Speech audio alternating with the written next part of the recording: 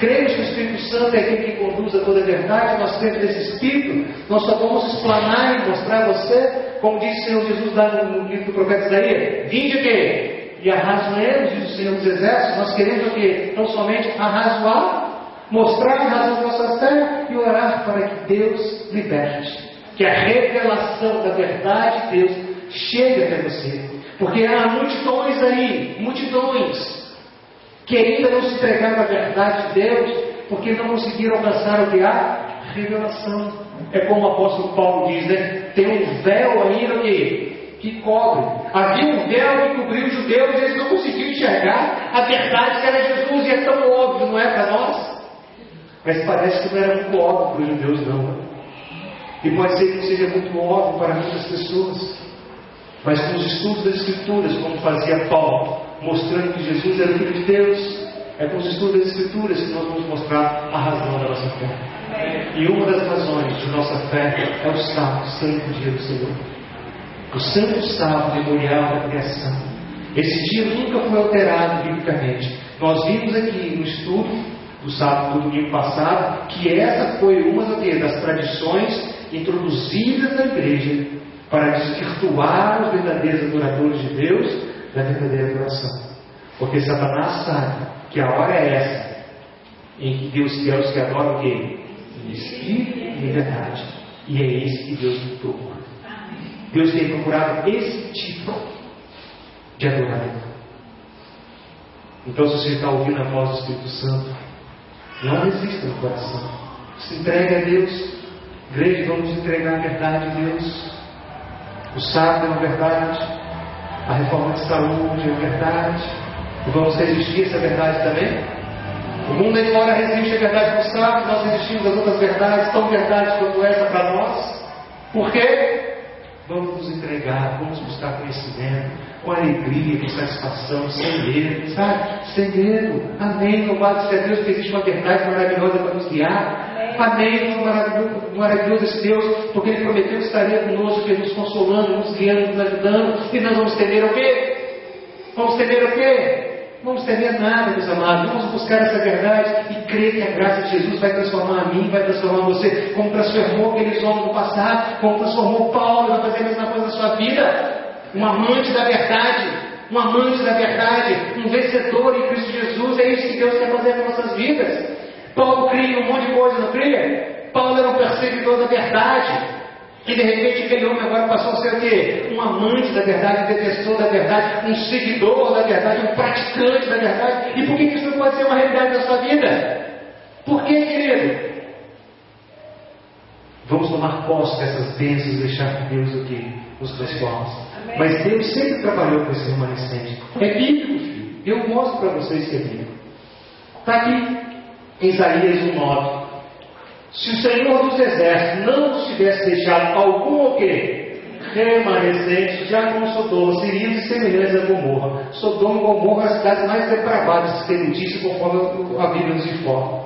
E a palavra de Deus está dizendo assim, que o povo de Deus se tornaria esse povo depravado se não fosse Deus se manter o que? Um remanescente. Quem é esse remanescente aqui? Os amantes da verdade, os fiéis da verdade. O remanescente é aquele povo que se encontra com a verdade de Deus e abre o seu coração e fala: Senhor, eis-me aqui, transforma-me. Senhor, eis-me aqui, eu não tenho poder, eu não tenho capacidade, eu não tenho forças para vencer das minhas aptidões, da minha carnalidade, pela sua misericórdia que transforma. Esse é o remanescente de Deus, esse é o povo que é transformado pela graça e pela glória do Senhor Jesus todo dia nas suas vidas.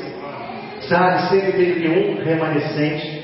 E aqui em Apocalipse 12, versículo 17, novamente nós temos a figura do remanescente. E o dragão irou-se contra a mulher e vai fazer guerra quem? Ao remanescente da sua semente. A toda a sua semente? Não, querido, a um remanescente. Sabe? A todos os filhos de Abraão em Cristo Jesus, porque isso aqui tem até uma aplicação interessante. Quem sabe outra oportunidade eu tenho, em outro momento eu tenho oportunidade de meditar sobre essa passagem com vocês. É que a palavra fala que os filhos de Abraão, Jesus é a semente de Abraão, né? É o filho da promessa, é o descendente de Abraão, a semente de Abraão. E todos nós somos cristãos através do quê? Somos filhos de Cristo através de Abraão. Somos filhos de Abraão através de Cristo, melhor dizendo. Né? Mas está dizendo aqui que dessa semente, desses todos que se dizem cristãos, todos que se dizem filhos de Abraão através de Jesus, também tem o que? O remanescente. E o remanescente, ela fala aqui, são os guardam o quê? E tem o quê? Você quer conhecer os mandamentos de Deus? Você quer saber o que é o testemunho de Jesus Cristo? Eu não tenho oportunidade agora de ministrar, de falar sobre esse assunto. Mas eu repito para nossas visitas também para nossa igreja. Estamos à disposição para orientá-los, para mostrar qual é a lei de Deus, para mostrar que a lei de Deus não foi abolida. Sabe? Essa conversa que você ouve por aí de que a lei de Deus foi abolida é uma conversa mentirosa. Isso não é verdade. Não é verdade. Sabe? A lei de Deus não foi abolida. Os 10 mandamentos estão vigentes. A única discussão que existe no mundo cristão é a respeito ao 4º mandamento. Todos os outros demais mandamentos estão em pé, são válidos. Só o 4º mandamento que foi colocado do sábado para o domingo é a única coisa que se discute. Mas o dia de guarda continua sendo mantido, só trocaram. A questão é essa, só se há legitimidade e validade para isso. Sabe? Mas os mandamentos continuam vigentes e sendo legítimos a sua obediência através da graça em Cristo Jesus. E tem o testemunho de Jesus Cristo. O testemunho de Jesus Cristo é a palavra profética, meus amados. É a igreja que ouve e guarda aquilo que Deus revela aos seus profetas. Sabe? E Deus sempre falou à sua igreja através dos profetas. E você sabia que esse dom profético foi revelado para a igreja presente? Sabia disso? Amém?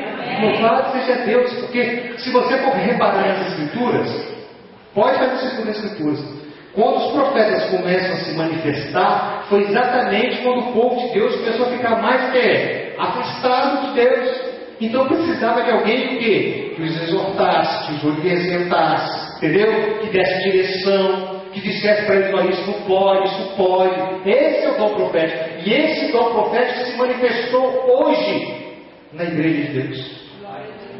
E se você quer aprender sobre isso, quer estudar sobre isso, nós estamos à disposição. Mas sempre houve o quê? Um remanescente. Então a briga de Satanás sempre foi investir em cima de quê? Desse remanescente.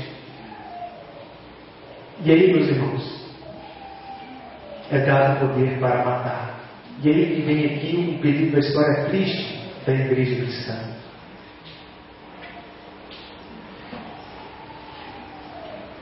Esse livro aqui é um livro chamado Igreja Católica de Hans Jung, da editora Objetiva, página 130. É este livro aqui.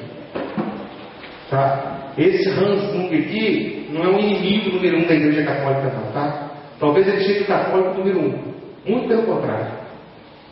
Tá? É um doutrinador leigo, um teólogo leigo da Igreja Católica, desde pequenininho, como diz o outro. Tá? Então eu busquei deste livro aqui, e olha só o que ele diz: os hereges condenados pela igreja, e ele está falando aqui numa época que vai de 538 depois de Cristo a mais ou menos 1500 e pouco. Eu não quero ser exato na questão das datas, tá? Porque eu acho que nesse primeiro momento isso não é importante para nós, mas nesse período só existia uma igreja, e a igreja era a Igreja Católica Romana. Não havia ainda a reforma protestante que fez a separação. A grande igreja que existia era a igreja romana. Aí está dizendo: os hereges condenados pela igreja deveriam ser entregues a julgamento secular, para a morte no fogo, ou pelo menos para ter a língua cortada. Inocêncio IV, em particular, que é o Papa, que foi um Papa, um grande advogado, foi mais adiante, autorizou a Inquisição também a permitir que as autoridades seculares usassem o quê? A tortura a fim de extrair confissões. O Tribunal da Santa Inquisição. O Tribunal da Santa Inquisição era um tribunal eclesiástico que ia julgar as pessoas, para investigar se as pessoas tinham comportamento de acordo com as doutrinas e os ensinamentos bíblicos. Se as pessoas estavam se comportando de acordo com os ensinamentos da igreja.